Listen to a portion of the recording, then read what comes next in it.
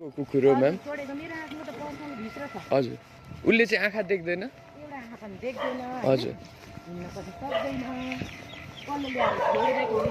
यो कुकुर चाहिँ म्यामले भित्र लिएर आएर राखिराख्नु भएको रहेछ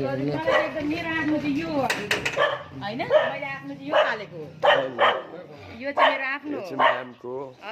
अनि यो चाहिँ हेर्नुस् न यस्तो अवस्थामा छ है यसलाई मैले यसरी राखेको छु यसलाई अहिले यसरी राखेको छु हेर्नु पुरै यो नहेर्न बोलेको पनि बुझ्दैन यताको आँखा देख्दैन रहेछ यताको ठिक छ परबाट ब्रेडहरू चाहिँ दिइरहेको छु है दुइटै देख्दैन यसको यो पेटहरूमा मैले हजुरलाई सबै चेक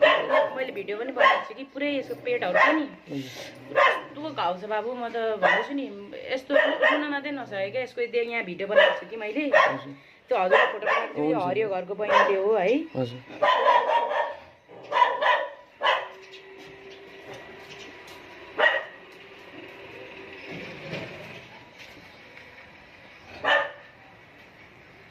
यस्तो छ पुरा पुरै क्या यो कसले छोडेको हो क्या यो हामी गरिहाल्छ यहाँ पनि यस्तो अवस्थामा छ यो हजुरले रेस्क्यु पनि गर्नुहुन्छ हामी रेस्क्यु ट्रिटमेन्ट मलाई यसको यति माया लाग्यो नि म त मेरो लागि यति माया गर्छु यो जान्नेले नि यसले एकदम माया गर्छ यहाँ लगेर छोडिदियो भने यसको ऊ हुन्छ यो चाहिँ कन्याको बेलामा मैले छ नि आफैले खिचेको अब यो रेस्क्यु सेन्टरबाट खालि फोटो भिडियो भन्नुहुन्छ अनि